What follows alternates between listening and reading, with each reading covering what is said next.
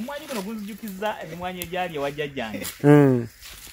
Jimba genze bajidabula naye yajjange yatugamba nga ogwo omwanyi gwange temugukwatako ngujjako endebe 20. Naye ng'ogenda okutunulira empeke yaayo. Buli season eyitawo emmwanyi ekendera empeke singa eba teefuna biriisa. Kubanga okay, kankuwa example gwe buli lwokwata emmwanyi eno season netuuka n'onogako ebigimusa mu ttaka oba obigyemu. Kitegeeza nti ettaka buli lwolirimako n'okungula likendera amaanyi likaddiwa. Kankose ekigambo kukaddiwa kye tusinga okukozesa. N'okukaddiwa kubategeeza kitegeeza nti lwokuba liruddewo. Kubanga lyatondebwa olunaku lumu oba olya. Naye kibaba bategeeza nti gwe ebigimusa byo obijjamu ne tobizzaamu kwe kaddiwa. Kakati kyovula nti emmwanyi akasa kaseera katuka ne bange empeke. Buli omu mu bulamu alina ennaku ez'ekijjukizo. Kati nno Focus TV yange bazze okufuula ennaku zo ez'ebyafaayo. Bakwata vidiyo n'okkuba ebifaananyi ku mikolo. Gamba ng'okwanjula, embaga, graduations, okukyala, olina birthday, baby shower, oba just oyagala ka photoshoot. Bano nno tebakoma okwo. Aba Focus Group yange bakuguka mu kutimba, bakola keeki wamu ne juice omuwoomu. Nga kuno bagattako okuwandika ku ngoye sako n'ebirala bingi. Bano basange ku kitebe kyabwe ekikulu awo ku Focus House Mutuba ne ku office zaabwe empya awo ekiboga mu Town Council kulidda mu Kiganzi. Ate Kampala ku Jesco Plaza ebisingawo bakubire ku simu zaabwe 0757 133 162 oba 0789 020 806. Gwali ku Facebook ne Instagram kebera Focus Group yange. Ate ku YouTube beba Focus TV yange. Zikyagejja. Jjajjange yatugamba nti omwanyi gwangu gungujjako endebe 20 temugukwatako. Ngera gwagaziwa guti. Nga mugazi nnyo. Naye amagezi ge tuyinza okuwa nti kugutema. Tugusale. Bwe tugusala ekyamazima mu bulumi obuyitirivu. Kubanga bw'osooka n'ogujjamu ebiwakatirwa bye tuyita ebiwakatirwa. Bw'ogujjamu bye tuyita ebiwakatirwa n'ebiteekako empeke naye nga byali biwakatirwa guba tegukyaliwo. Bwogera ku makyano ga tugujjemu ebiwakatirwa kale byokka byokka nga tetufuddeyo bagulibiriko emmwanyi oba tebiriiko. Guba tegukyaliwo. Buli kyolaba kiwakatirwa giba tekikyaliwo. Kakitegeeza nti gusaana kuvaawo ge mazima. Emmwanyi tetulina kuzijja ku biwakatirwa ebiwakatirwa in fact tulina na bijjamu. So kitegeeza nti tusaana ne tugutema ne gusibuka bupya ne gutuweeza kye tukola ki kye twagala. Aba n'ennimiro ye nga ya mmwanyi. Naye n'ebitooke. Naye ekitooke n'akiteera ddala kuno ku mmwanyi oba emmwanyi ateeka ku kitooke. Ndowooza mmwanyi ateeka ku kitooke. Ekitooke kino gyo ngeri kivaamu amazzi kijja kuyamba okuliikiriza ki ekitooke. Ebiseera bisinga kibakoledde naye ffe tutunulira projects eziri sustainable nti twagala olusuku emmwanyi ziwangaale naye twagala n'ebitooke bye bikole ki biwangaale. Abasinza okukozesa enkozesa eno baŋŋambye ebigambo bino wammanga nti anti ekitooke kyo mu myaka 2 kijja bakivuddewo. Kigamba nti emmwanyi agitunuddeko naye ekitooke takitunuddeko nga kiri kya buwangaazi. Akitunuddeko nti kigenda kunnyamba kunkuliza ki. Naye ate ffe mu nkola yaffe tugamba nti twagala osigale ng'olya emmere, twagala osigale ng'ate bw'onoga n'emmwanyi. Ffe tugamba nti emmwanyi wandibadde bw'obanga osaze okugatta bitooke mu mmwanyi ekitooke kyandibadde fuuti 2 ku 2. Yate kyandibadde kiba kikyamu. Enkola eno nkyamu. Kwa tukusuubira okusigala nga bw'olinda n'emmwanyi okuweereza ku season otema ettooke n'olikola ki n'olitunda. Naye gwe bw'onaabeera ku nkola egamba nti kasita ekitooke kyo kijja kugenda mu myaka 2 nja kusigazaawo emmwanyi yange tetukyagala si kirungi.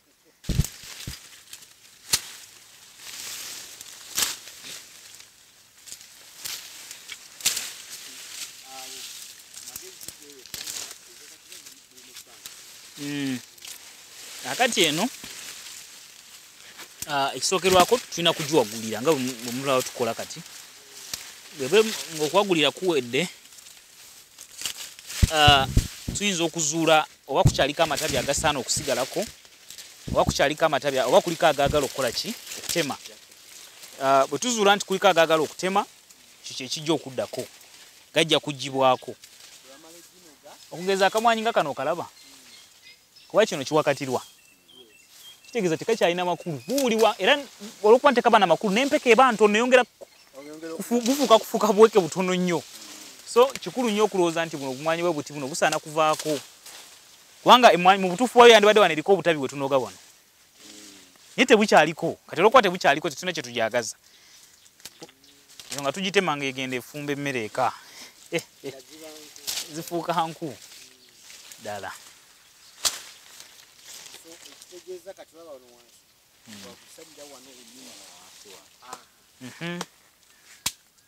awo wasaana okusalira omwanyi gwaffe ogwo guddemu bupya gutuwa amatabi kyokka oyinza okulowooza nti guno gubadde gukyatuwa guno guno gukyasobola otuwa n'ogulekamu buli oba nga kuliko ko ogusigalako ate kiguyamba chances z'okufa ziba teziriiwo almost okukala kwago gwonna ne guno guva wansi ogulaba gusobola osigala kati ne tugenda nga tujjamu ago ge tulaba agatasaana kakati post harvest kati tuyinza n'okutandikira wano wenyine tugamba nti emmwanyi yaffe ntugiraba ekoze eki eyengedde tukubiriza abantu bonna naddala abalumirirwa abaagala omulimu guno n'abagulumirirwa kubanga bangi tebalumirirwa mulimu guno agenda mu nnimiro okunoga ng'emmwanyi zize naye nga tagulumirirwa tubakubiriza nti noga emmwanyi ezengedde tunyumirwa nnyo okuyita okunojjola tunyumirwa nakuyita kunoga nti nojjolamu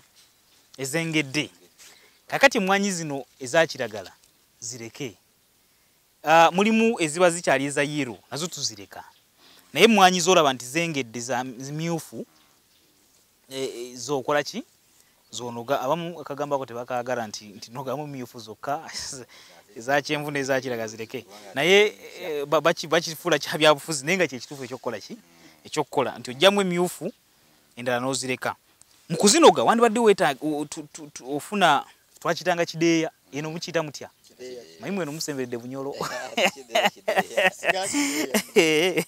so abamu ennaku zino babiva kutwasalanga bukutiya edda ntubugatta mzee akimanyi kati abantu bafunayo butundubaali bwa mutwalo katonotono ne banoga emmwanyi zino nga bazinojjolamu ezengedde ezitengedde ate ozikomerawo olulala kuba zijja kuba zikoze eki zengedde bwe tumala okufuna emmwanyi zaffe ntuzinoga simanyi oba mu lujja mzee alinawo ezikaze zetunalaga eziri mu lujja abantu balaga enyanika tujja kubalaga enyanika naye tuzinoga wano nga tezigudde ku ttaka bulokize emmwanyi ne zigwa ku ttaka omutindo gwazo yongera ogukendeeza kyandibadde kikulu nnyo n'ozinoga bulungi etteeka ly'emmwanyi eppye lyafuluma singa bakusanga ng'oyanise emmwanyi ku ttaka simanyi oba eno abayusi gye bajja ne batusomesa nti bw'osanga ng'oyanise emmwanyi ku ttaka musango gw'amaanyi osasula essente oba n'osibwa ebbanga eryogerwako mu tteeka emmwanyi gye tutegeeza abantu baffe okwanika emmwanyi ebiseera ebisinga osanga omuntu ng'anoze emmwanyi ze anoze zengedde nga bwe twamukubiriza azinoze bulungi azirese eka kyokka ate n'ayanika mu ttaka oza wava n'akagera akagamba nti omuntu ayozeeza n'ayanika mu ttaka so mu mbeera eyo tugamba tukubiriza omuntu okwanika ku ttundubaali era teririiko na kkala lyagala lyogula muzeeyi alina lya yero so ttundubaali lino oligula koyanike emmwanyi zaffe emmwanyi zaffe ne zikalira kuno bulungi nga nnyonjo bulungi so tukubiriza abantu bonna gye bali nti omala onoga emmwanyi zo bulungi ate zaanike ku ttundubaali tusobole okukuuma omutindo tugutandikira waka wano abantu abasinga balowooza okugattako omutindo kwekukola kaawa naye omutindo tugutandikira wano wonna buli step gyoteekinga mu mwanyi olina oba nga oteekako omutindo kati wano kyetukubiriza abantu okukola kibuva kukwanika nentereka emmwanyi kyogisembereza kyewunya ate bw'ogisembereza awali obusa bw'embuzi ewunya busa bwa mbuzi kyogisembereza kyonna kyewunya kakati ffe abawoomerwa kakaawa ogunywa kaawa ng'owulira mulimu ekikola ki mulimu nga tekategerekeka so kyeva tugaa nti gitereke bulungi kubanga omugaso gw'emmwanyi basobola ogikolamu ebintu bingi naku zino bakolamu emmwanyi ebintu bingi naye omugaso ogutwala ebitundu kumpi 9.5 ku 10 kunywa kakaawa kumpi 9.5 bana okusingawo kunywa kakati singa tuzitereka bubi omuntu anywa kaawa n'awulira nga si nnungi ajja givaako lwagivaako gw'omulimi wansi okosebwa okosebwa yatu nja ku point emu nja kubiza n'abantu baffe bonna bana Uganda okunywa kaawa amawanga nga Ethiopia ffe wano mukulima emmwanyi mu Africa tukompitinga na Ethiopia bawo gye tuvuganya nayo kuno mwaka bwe tugisinga ogudako inzo tusinga naye bo ebitundu kumpi 65 n'okusinga mu kubuli 10 owakaawa gwe bafulumya oba emmwanyi ze bafulumya bazeenywera neffe wanti tunywa kaawa osanga omuntu ng'alina musiri gw'emmwanyi guno nga muzeeyi wagulina naye ng'ewaka alina majaani nonga ne muzeeyi kiki nywa kaawa bulonywa kakaawa bulonywa kakaawa emmwanyi yo ogikolera katale bulongero okunywa kaawa emmwanyi ogikolera katale ontegedde situkubiriza nnyo abantu okunywa kaawa kubanga naffe twaga tumunywe nga bwe nkunywedde mu Ethiopia bamwenywera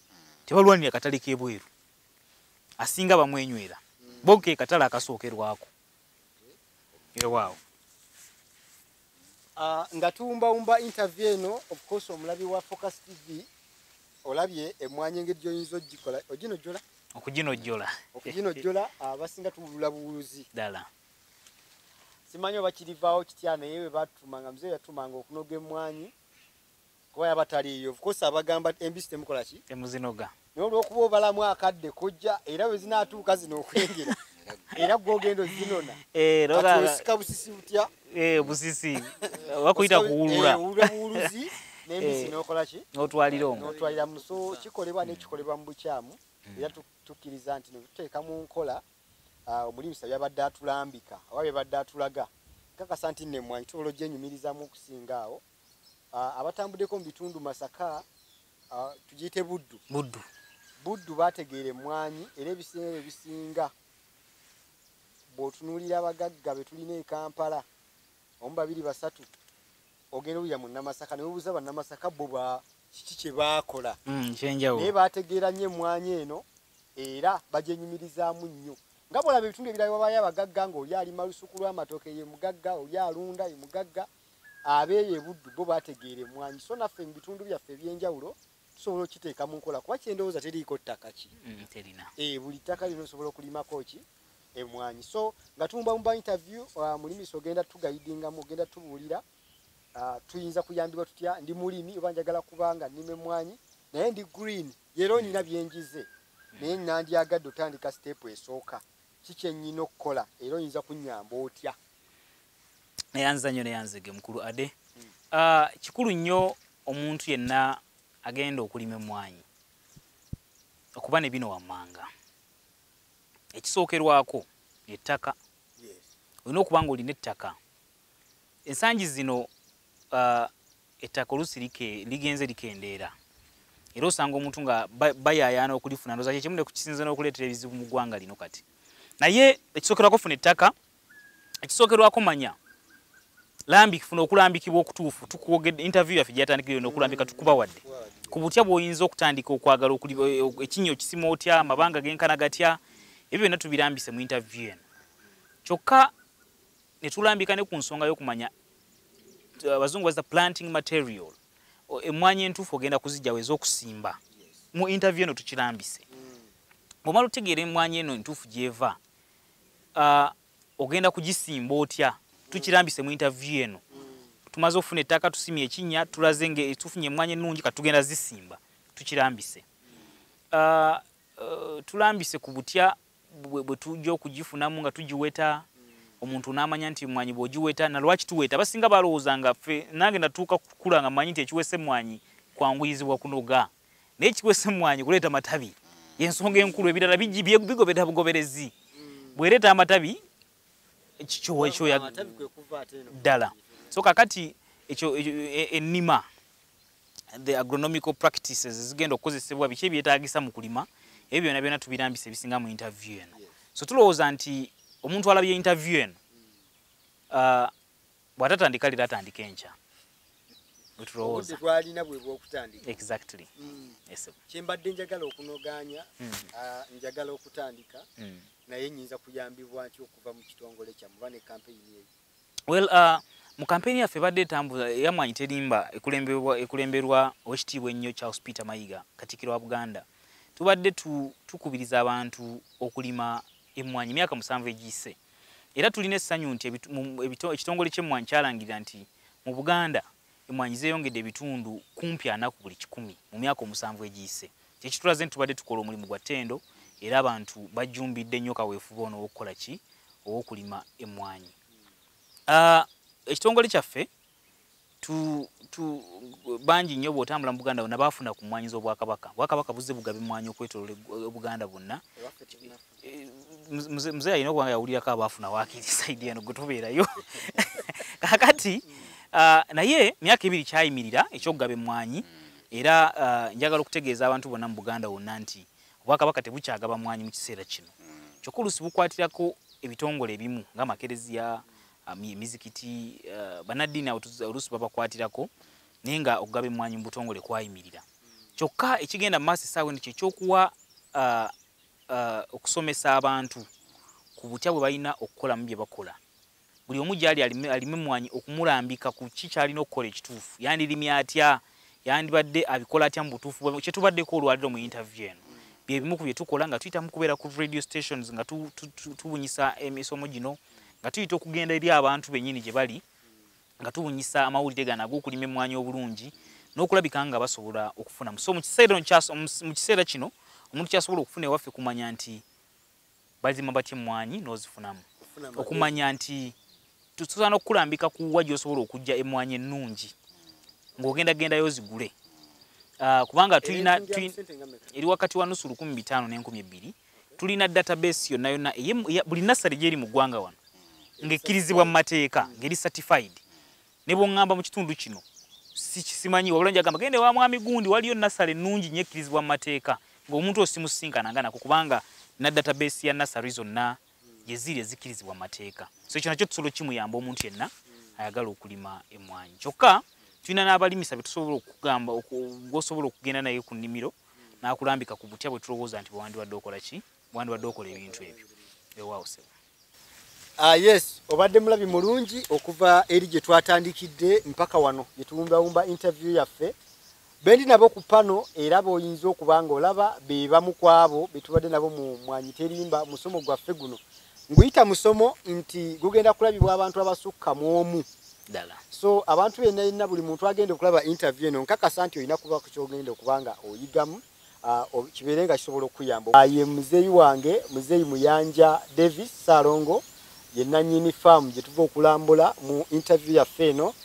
Omukulu ono yatuyambyeko mu byentambula okutuuka mu kitundu mwe tuli Kiremeera Nakitembe Watuba Ntwetwe Kyankwanzi district. Njogedde okusinziira mitendera nga bwe gikola okuva ku kyalo okutuukira ddala ku district. So ayagala okubanga omanya ebisingawo nakugambye nti ogenda mu inbox teekamu message osabe ennamba y'omukulu nja kubangi kuwa omukubire direct ng'ombuuza ku bya emmwanyi kuba Emmwanyi Terimba ye campaign gye batambuza mu bantu. Ayagala ogula emmwanyi ekika kiri kyennyini kye twetaaga. Of course be bantu be bamu bw'olina okuba nga otuukirira bakuyambe okufuna emmwanyi eri gye twetaaga. Nagambye nti ku Focus TV tugenda kuba tukuwa emirimu gikolebwa mu nsi yaffe Uganda n'emiriraano. Emirimu gy'osobola okuinvestingamu ssente zo bangi bali ma office naye nga yandyagadde bw'alitayalinga oba waawummula abeeko waateeka ssente. So bangi bali bweru bali mu kukuba kyeyo naye nga ayagala okudda e Uganda kiyanditaddemu ssente. So emmwanyi eno tukkirize tugaane teriiko myaka teriiko mukadde na muvubuka wabula ku myaka gyonna okyasobola oteeka ssente mu mmwanyi era n'ogifunamu.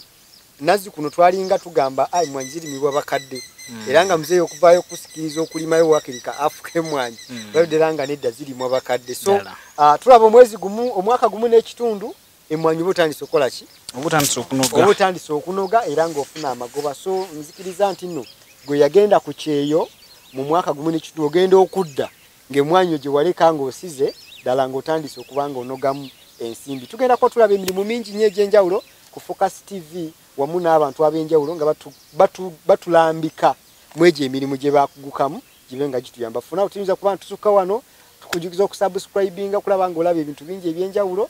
For now, bye bye. Kusubscribinga ku Focus TV yange bingi